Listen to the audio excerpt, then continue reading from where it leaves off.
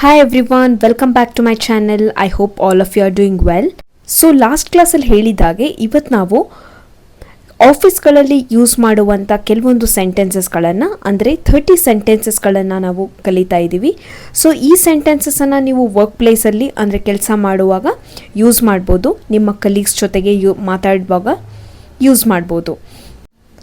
And ಈ ಸೆಂಟೆನ್ಸಸ್ಗಳನ್ನು ನೀವು ಮೇಲ್ ಮಾಡುವಾಗ ಅಂದರೆ ಮೇಲಲ್ಲಿ ನೀವು ಬರಿಬೇಕಲ್ಲ, ಸೊ ಅದರಲ್ಲೂ ನೀವು ಯೂಸ್ ಮಾಡ್ಬೋದು. ಇದು ತುಂಬ ಫಾರ್ಮಲ್ ಆಗಿರುವಂಥ sentences. So let's get started without wasting much time. First one, reach out to her ಅಂದರೆ ಅವಳನ್ನು ಸಂಪರ್ಕಿಸು.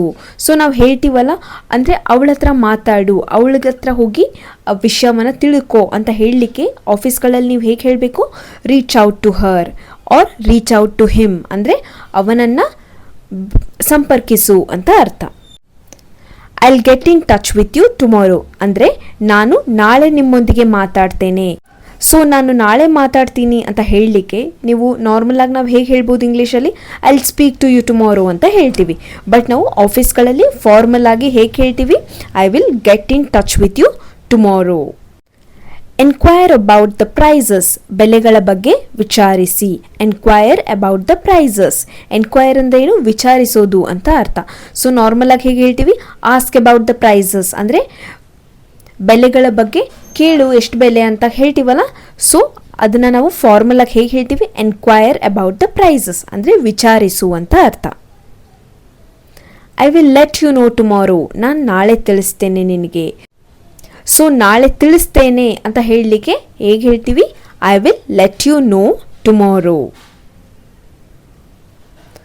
Respond to the client as soon as possible, ಕ್ಲೈಂಟ್ಗೆ ಸಾಧ್ಯವಾದಷ್ಟು ಬೇಗ ರೆಸ್ಪಾನ್ಸ್ ಮಾಡು ಅಥವಾ ಪ್ರತಿಕ್ರಿಯಿಸು. ಅಂದರೆ ಫಾರ್ ಎಕ್ಸಾಂಪಲ್ ಅವ್ರು ಏನಾದರೂ ಕೇಳಿರ್ತಾರೆ, ಕ್ಲೈಂಟ್ ಏನಾದರೂ ಅವ್ರ ರಿಕ್ವೈರ್ಮೆಂಟ್ ಹೇಳಿರ್ತಾರೆ, ಏನೋ ಒಂದು ಹೇಳಿರ್ತಾರೆ. ಸೊ ಅದಕ್ಕೆ ನೀವು ಬೇಗ ರೆಸ್ಪಾನ್ಸ್ ಮಾಡಿ ಅಂದರೆ ಬೇಗ ರೆಸ್ಪಾಂಡ್ ಮಾಡಿ ಅಂತ ಹೇಳಲಿಕ್ಕೆ respond to the client as soon as possible. As soon as possible ಅಂದರೆ ಸಾಧ್ಯವಾದಷ್ಟು ಬೇಗ ಅಂತ ಅರ್ಥ. Provide an update on that ಅಂದರೆ ಅದರ ಬಗ್ಗೆ ನವೀಕರಣವನ್ನು ಒದಗಿಸು ಅಂತ ಅರ್ಥ. ಸೊ ಈ ಸೆಂಟೆನ್ಸನ್ನು ನಾವು ಯಾವಾಗ ಯೂಸ್ ಮಾಡ್ಬೋದು, ಫಾರ್ ಎಕ್ಸಾಂಪಲ್ ನಿಮ್ಮ ಮ್ಯಾನೇಜರ್ ನಿಮ್ಗೇನೋ ಒಂದು ಕೆಲಸ ಕೊಟ್ಟಿರ್ತಾರೆ.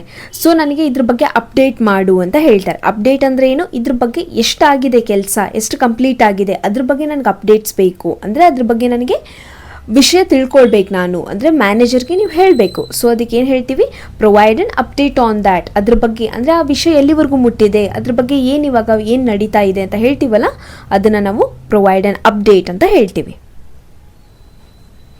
Thanks for sending the file, ಫೈಲನ್ನು ಕಳುಹಿಸಿದ್ದಕ್ಕಾಗಿ ಧನ್ಯವಾದಗಳು. Thanks for sending the file. This mail is regarding the payment, email ಪಾವತಿಗೆ ಸಂಬಂಧಿಸಿದೆ.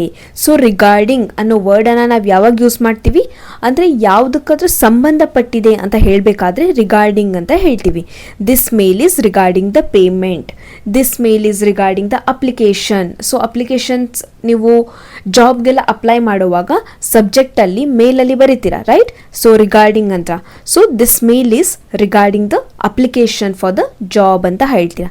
ಸೊ ರಿಗಾರ್ಡಿಂಗ್ ಅಂದರೆ ಇದಕ್ಕೆ ಸಂಬಂಧಪಟ್ಟಿದೆ ಅಂತ ಅರ್ಥ ಬರುತ್ತೆ. V apologise for the delay, ವಿಳಂಬಕ್ಕಾಗಿ ನಾವು ಕ್ಷಮೆ ಯಾಚಿಸುತ್ತೇವೆ ಅಂತ ಅರ್ಥ. ಅಂದರೆ ಡಿಲೇ ಅಂದರೆ ಲೇಟ್ ಆಗಿದ್ದಕ್ಕೆ, ಅಂದರೆ ಯಾವುದೋ ಒಂದು ಕೆಲಸ ನೀವು ಲೇಟಾಗಿ ಮಾಡಿದ್ದೀರಾ. ಫಾರ್ ಎಕ್ಸಾಂಪಲ್ ಬೇಗ ನೀವು ಕಳಿಸ್ಬೇಕಾಗಿತ್ತು ಬಟ್ ಟೈಮಿಗೆ ಮಾಡಿದೆ, ಅದನ್ನು ಸ್ವಲ್ಪ ಲೇಟಾಗಿ ಮಾಡಿರ್ತೀರ, ಅದಕ್ಕೇನು ಹೇಳ್ತೀವಿ, ಡಿಲೇ ಆಗಿದೆ ಅಂತ ಹೇಳ್ತೀವಿ. So we apologise for the delay. Apologise ಅಂದರೆ ಕ್ಷಮೆ ಕೇಳೋದು ಅಂತ ಅರ್ಥ. Let me know if you have any questions, ನಿಮಗೆ ಯಾವುದೇ ಪ್ರಶ್ನೆಗಳಿದ್ದರೆ ನನಗೆ ಕೇಳಿ ಅಥವಾ ನನಗೆ ತಿಳಿಸಿ ಅಂತ ಅರ್ಥ. Let me know if you have any questions. I am looking forward to hearing from you ಅಂದರೆ ನಾನು ನಿಮ್ಮಿಂದ ಕೇಳಲು ಎದುರು ನೋಡ್ತಾ ಇದ್ದೇನೆ. ಸೊ ಈ ಸೆಂಟೆನ್ಸನ್ನು ನೀವು ಯಾವಾಗ ಯೂಸ್ ಮಾಡ್ತೀರಾ, ಫಾರ್ ಎಕ್ಸಾಂಪಲ್ ಎಲ್ಲೋ ಜಾಬ್ಗೆ ಅಪ್ಲೈ ಮಾಡಿದಾಗ ನೀವು ಈ ಒಂದು ಮೇಲನ್ನು ಈ ಸೆಂಟೆನ್ಸನ್ನು ಬರೀತೀರಾ ಅಥವಾ ಬೇರೆಯವ್ರು ಹಾಕುವಾಗ ನೀವು ನೋಡಿರ್ಬೋದು, I am looking forward to hearing from you ಅಂದರೆ ನಿಮ್ಮಿಂದ ರೆಸ್ಪಾನ್ಸ್ನ ಕೇಳಲಿಕ್ಕೆ. ಅಂದರೆ ನೀವೇನು ಉತ್ತರ ಕೊಡ್ತೀರಾ, ಇವಾಗ ಫಾರ್ ಎಕ್ಸಾಂಪಲ್ ಅಪ್ಲಿಕೇಶನ್ ಹಾಕಿದ್ದಾಗ, ಜಾಬ್ಗೆ ಅಪ್ಲೈ ಮಾಡಿದಾಗ ನಮ್ಮ ಅಪ್ಲಿಕೇಶನನ್ನು ಎಕ್ಸೆಪ್ಟ್ ಮಾಡ್ತಾ ಇದ್ದಾರಾ ಇಲ್ವಾ ಅಂತ ನಮಗೆ ಆನ್ಸರ್ ಬೇಕಲ್ಲ. ಸೊ ಆ ಆನ್ಸರನ್ನು ನಾನು ಕೇಳಲಿಕ್ಕೆ ಎದುರು ನೋಡ್ತಾ ಇದ್ದೇನೆ ಅಂತ ಅರ್ಥ ಬರುತ್ತೆ. I am looking forward to hearing from you. So ಇದನ್ನು ನೀವು ಯಾವಾಗ ಏನಾದರೂ ಬೇರೆಯವರಿಂದ ಕೇಳಲಿಕ್ಕೆ ಅಂದರೆ ಅವರಿಂದ ನಿಮಗೆ ಆನ್ಸರ್ ಬರಬೇಕಾಗಿದೆ, ಸೊ ಆವಾಗ ನೀವು ಈ ಸೆಂಟೆನ್ಸನ್ನು ಯೂಸ್ ಮಾಡ್ಬೋದು. Do you need any help? ನಿನಗೆ ಏನಾದರೂ ಸಹಾಯ ಬೇಕಾ? Do you need any help? Accept this opportunity. ಈ ಅವಕಾಶವನ್ನು ಸ್ವೀಕರಿಸು. Accept this opportunity. I don't believe it. ನಾನು ಅದನ್ನು ನಂಬೋದಿಲ್ಲ. I don't believe it. I will take the approval. ನಾನು ಅನುಮೋದನೆ ತೆಗೆದುಕೊಳ್ಳುತ್ತೇನೆ. I will take the approval. Approval ಅಂದರೆ ಏನು? ಫಾರ್ ಎಕ್ಸಾಂಪಲ್, ಯಾವುದೋ ಒಂದು ಪ್ರಾಜೆಕ್ಟ್ ಆಗ್ತಾ ಇರುತ್ತೆ, ಅದಕ್ಕೆ ಅಪ್ರೂವಲ್ ಬೇಕಲ್ಲ, ಹಾಂ ನೀವು ಮಾಡಿ ಇದನ್ನು ಅಂತ ಅಪ್ರೂವ್ ಮಾಡಬೇಕಲ್ಲ, ಅದನ್ನು ಲೀವ್ ಅಪ್ರೂವಲ್. ಫಾರ್ ಎಕ್ಸಾಂಪಲ್, ಲೀವಿಗೆ ಅಪ್ಲೈ ಮಾಡಿರ್ತೀರ, ಸೊ ನಿಮ್ಮ ಮ್ಯಾನೇಜರ್ ಅದಕ್ಕೆ ಅಪ್ರೂವ್ ಕೊಡದೇನೆ ನೀವು ಲೀವ್ ತೊಗೊಳಕ್ಕಾಗಲ್ಲ, ಅಂದರೆ ಒಂದು ಒಪ್ಪಿಗೆ ಕೊಡೋದು ಅಂತ ಅರ್ಥ. ಸೊ ಅದಕ್ಕೆ ಒಪ್ಪಿಗೆ ಕೊಡದೇನೆ ನೀವು ಅದನ್ನು ಮಾಡಿ ಲೀವನ್ನು ತಗೊಳ್ಳಿಕ್ಕೆ ಆಗಲ್ಲ, right? So approval. I will take the approval. ನಾನು ಅನುಮೋದನೆಯನ್ನು ತೆಗೆದುಕೊಳ್ತೇನೆ ಅಂತ ಅರ್ಥ.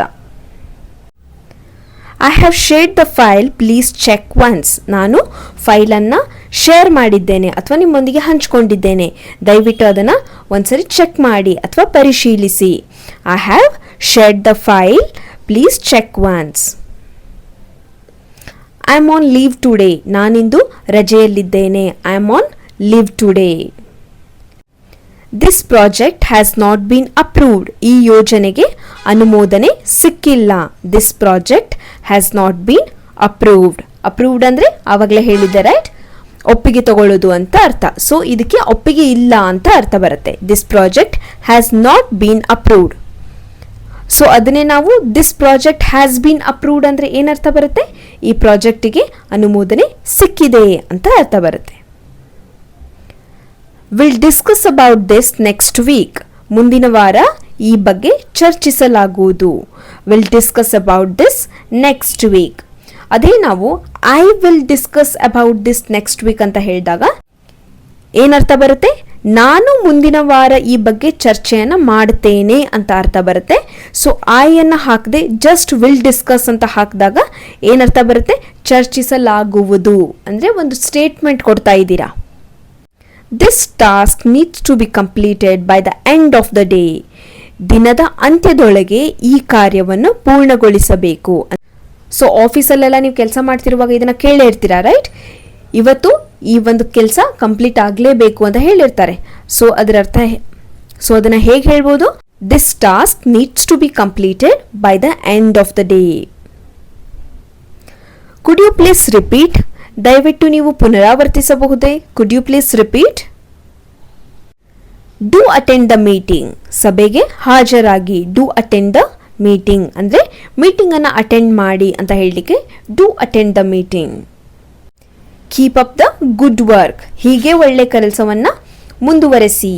Keep up the good work. Let's work on this after a break. ವಿರಾಮದ ನಂತರ ಈ ಕೆಲಸ ಮಾಡೋಣ. Let's work on this after a break.